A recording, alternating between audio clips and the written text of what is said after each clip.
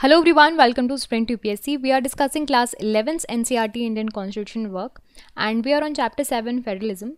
So far we have discussed so many topics about the federalism, like what is the definition and how the Indian Constitution says about the Indian federalism and what is the structure of Indian federalism. Also हमने division of powers देखा था और last session में हमने पढ़ा था the federalism with a strong central government. So in this particular session we are going to discuss the conflict in India's federal system. तो देखो कोई भी system concrete नहीं हो सकता, कोई भी system perfect नहीं हो सकता, उसमें कुछ ना कुछ loopholes होंगे. और जब फेडरल स्ट्रक्चर की बात है, जब हमने ऑलरेडी स्टेट्स को कुछ ना कुछ पावर्स दे के रखी हैं, तो कॉन्फ्लिक्ट्स होना इज़ वेरी वेरी ऑब्वियस. तो इसके बारे में हम आज 2 पॉइंट्स समझेंगे: central state relations and demand for autonomy. In these 2 topics will try to understand the conflict of Indian federal system. In the rest of the upcoming videos, we are going to discuss about the other points, that is role of governors and president's role, demands for new states, interstate conflicts, special provisions, ये सब हम आगे आने वाले sessions में पढ़ेंगे. For now let's start our session. So conflict in India's federal system. तो देखो, प्रिंसिपल अगर आइडेंटिटी दे दी हमने स्टेट्स को अगर हमने उनकी आइडेंटिटी दे दी और उनको ऑटोनॉमी दे दी थोड़ी सी, तो जब थोड़ी सी उनके पास पावर आ गई तो बहुत ही नेचुरल है कि वो और पावर मांगेंगे, वो और ग्रेटर रोल मांगेंगे, है ना. वो और चाहेंगे कि हमें अपने स्टेट को गवर्न करने के लिए और पावर्स दो, है ना. और हो सकता है वो चाहें कि हमें कंट्री के लिए भी डिसीजन लेने के लिए पावर्स दो. सो इस वजह से क्या है, ये this is a very very basic natural process and nature of any one. So this leads to various demands from states. Time to time states demand आती रहती है कि उनको पावर्स चाहिए, उनको ऑटोनॉमी चाहिए. इसकी वजह से कॉन्फ्लिक्ट्स भी होते हैं, बहुत से टेंशन्स भी क्रिएट होते हैं, सेंट्रल और स्टेट गवर्नमेंट के रिलेशंस भी बहुत ज़्यादा हैम्पर होते हैं. सो वाइल लीगल डिस्प्यूट्स जो होती हैं सेंट्रल और स्टेट गवर्नमेंट की और बिटवीन स्टेट्स, ये रिजॉल्व कर लेता है हमारा judiciary. And demands for autonomy जो होती हैं वो that is more of the political nature, कि ऑटोनॉमी कितनी मिले, स्टेट को कितना पावर और मिलना चाहिए. और ये किससे रिजॉल्व होने चाहिए? नेगोशिएशंस से. अब नेगोशिएशंस क्यों बोला गया है? क्योंकि देखो लास्ट सेशन में हमने समझा था कि हमारी स्पिरिट क्या है, कि सेंट्रल और स्टेट को कोऑपरेशन से जो है काम करना है, इसलिए नेगोशिएशन से यहाँ पे काम चलाएंगे. Now let's understand in 2 points. Central state relations. So federalism जो इंडिया में अडॉप्ट किया गया है वो लार्जली इन्फ्लुएंस्ड है पॉलिटिकल प्रोसेस से, स्पेशली जो पॉलिटिकल प्रोसेस चेंज होता रहता है. सो 1950s और अर्ली 1960s के टाइम पर जो हमारा देश बनाया गया था, फाउंडेशन रखा था फेडरलिज्म का, वो that was laid down by our first prime minister of India doctor Jawaharlal Nehru ji. And इस पीरियड में कांग्रेस का बहुत ज़्यादा डोमिनेंस था, क्योंकि सिंगल पार्टी रूल मेजरली उस वक्त पे ये जो है सिंगल पार्टी का डोमिनेंस था. Although multiple parties were allowed to take part in the political process, but majority party थी जिसके पास मेजर पावर थी, that was the Congress. Central government में भी, स्टेट गवर्नमेंट में भी. तो उस वक्त पे क्या था, अगर कोई नया फॉर्म करना है स्टेट, अगर उस वक्त पे किसी स्टेट को नया न्यूली फॉर्मुलेट करना है, तब सेंट्रल और स्टेट्स के बीच में कुछ प्रॉब्लम हो सकती थी, तभी इश्यूज क्रिएट होते थे. उसके बाद में बाकी की चीज़ें क्वाइट नॉर्मल थी, क्योंकि देखो सेंट्रल गवर्नमेंट में भी सेम पार्टी है, स्टेट गवर्नमेंट भी सेम पार्टी है. स्टेट्स हेल्पफुल भी थे कुछ भी डिसीजन मेकिंग प्रोसेस में. ग्रांट नेट्स में भी सेंटर काम उनको प्रॉपर ग्रांट्स दे देता था, क्योंकि स्टेट गवर्नमेंट में भी उनकी ही पार्टी थी. उसके बाद there was considerable optimism about policies of socio economic development, जो कि सेंट्रल गवर्नमेंट अडॉप्ट करता था या फिर डिज़ाइन करता था. फिर मिडिल ऑफ 1960s में क्या हुआ, कांग्रेस का डोमिनेंस डिक्लाइन होने लगा कुछ लार्ज एक्सटेंट पे, और बहुत से स्टेट्स थे जहाँ पे ऑपोजिशन पार्टी आने लगी. अब ऑपोजिशन पार्टी यहाँ पे स्टेट्स में आने लगी, तो उसमें ऑपोजिशन पार्टी क्या चाहती थी? ज़्यादा ग्रेटर पावर और ज़्यादा ऑटोनॉमी. ऑफ कोर्स ये डिमांड करेंगे जब दूसरी पार्टी है आपके स्टेट्स में. सो ये demands they were direct follow out of the fact that different parties were ruling at the centre and in many states. क्योंकि सेंटर पे दूसरी पार्टी है, स्टेट्स में दूसरी पार्टी है, तो डिमांड्स फॉलो आउट और होती थी. सो स्टेट गवर्नमेंट प्रोटेस्ट कर रहे थे, जो उन्होंने देखा था अननेसेसरी इंटरफेरेंस कर रहा है central government, Congress government basically.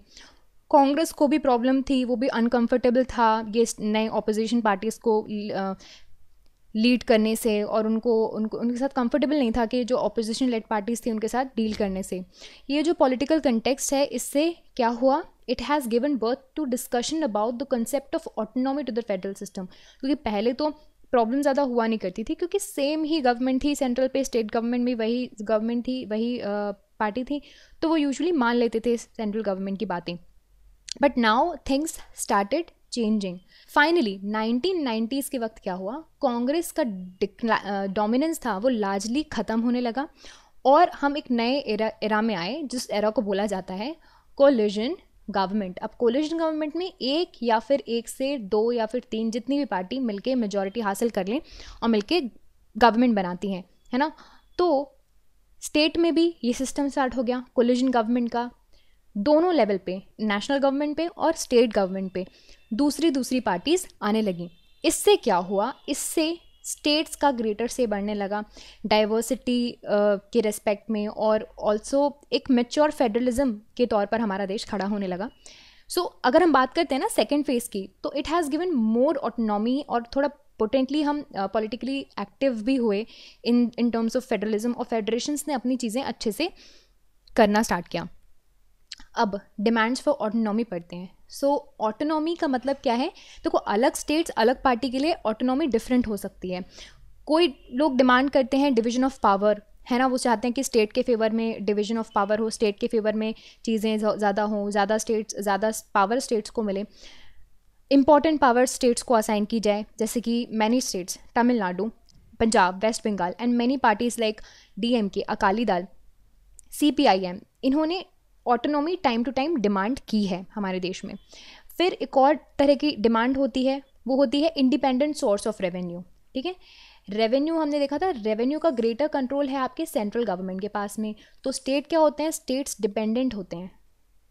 States dependent होते हैं पैसे को लेकर, सेंट्रल गवर्नमेंट की ग्रांट्स को लेकर और फाइनेंशियल सपोर्ट को लेकर। सो इसकी वजह से ना इसको फाइनेंशियल ऑटोनॉमी बोला जाता है। स्टेट्स डिमांड करते हैं। 1977 left front government West Bengal ने एक डॉक्यूमेंट लेकर आए थे, उन्होंने एक डॉक्यूमेंट आउट किया था, उसमें डिमांड किया था about the restructuring of central state relations in India, and also Tamil Nadu, Punjab के डिमांड्स में भी ये फाइनेंशियल पावर्स को लेकर बोलते हैं कि हमें ऑटोनॉमी चाहिए। फिर थर्ड एस्पेक्ट क्या होता है, थर्ड एस्पेक्ट होता है एडमिनिस्ट्रेटिव पावर।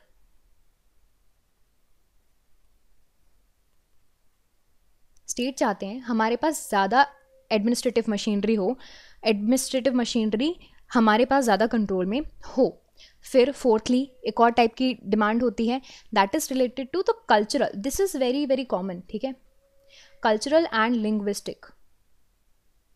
आप देखोगे हमारे जो देश में majority of the state they are divided on the basis of the linguistic lines, क्योंकि वही सबसे बेस्ट तरीका लगा स्टेट्स को डिवाइड करने का कि लैंग्वेज के बेसिस में उन्हें डिवाइड कर दो। बट ऑटोनॉमी अभी भी इसके बेसिस पे चलता रहता है। ऑपोजिशन चलता है कि हिंदी का जो डोमिनेशन है, लाइक जो साउथ के स्टेट्स हैं लाइक तमिलनाडु, वो डिमांड करते हैं कि लाइक कल्चरल इंस्टेंसेस में उनकी लैंग्वेज को ज़्यादा प्रेफरेंस दिया जाए। पंजाबी लैंग्वेजेस के लिए भी आपको सीन देखने मिल जाएगा। एंड कुछ स्टेट्स को लगता है कि हिंदी स्पीकिंग एरियाज़ जो हैं वो ज़्यादा डोमिनेंस दिखाते हैं देश के दूसरे रीजन्स पे, बट देश के दूसरे रीजन्स जैसे कि नॉर्थ ईस्टर्न रीजन्स हो गए, ईस्टर्न रीजन हो गए, या फिर साउथ के रीजन्स हो गए, they have different languages, totally different languages. So उनका ये मानना होता है कि जो हिंदी है दैट इज़ डोमिनेटिंग। और in fact during the decade of 1960s also there were some agitations in the some states के हिंदी इम्पोज क्यों कर रहे हैं। तो ऑल्दो हिंदी का जो रोल है वो अभी भी हमारे यहाँ चलता ही है कि हिंदी अभी भी इम्पोजिशन सी लगता है बहुत से स्टेट्स को, but that is how these demands are arriving out of it. So guys, conflicts में हमने दो चीज़ें पढ़ी, सेंट्रल एंड स्टेट रिलेशंस कैसे इवॉल्व हुए। पहले कांग्रेस के वक्त पे किस तरह से सेंट्रल और स्टेट रिलेशंस होते थे क्योंकि एक ही पार्टी थी, फिर धीरे धीरे इवॉल्व होना स्टार्ट हुए, and now we are on demand for autonomy. So this is it for this session. Next आने वाले सेशंस में हम बाकी के कॉन्फ्लिक्ट्स और पढ़ लेंगे। So this is it for this session, guys. If you like this video, you can subscribe to our YouTube channel for more videos and updates, and also download our Sprint UPSC app to practice book, chapter and topic wise. Remember, candidates, just reading books or watching videos won't help unless you practice thoroughly. Identify your mistakes and work to improve your performance, and Sprint UPSC is the perfect app to do all of this. अगर आपको ये video पसंद आया हो तो हमारे YouTube channel को subscribe कीजिए और वीडियोज़ एंड अपडेट्स के लिए, एंड साथ ही साथ डाउनलोड कीजिए Sprint UPSC ऐप. यहाँ पर अपनी books chapter wise and topic wise practice कर सकते हैं. देखिए, सिर्फ बुक पढ़ने से और वीडियोस देखने से मदद नहीं मिलेगी जब तक आप इसे अच्छे से प्रैक्टिस नहीं करोगे. सो अपनी मिस्टेक्स को जानिए और परफॉर्मेंस को इंप्रूव कीजिए, और स्प्रिंट यूपीएससी इसके लिए परफेक्ट ऐप है. So thank you so much. I will see you in the next video.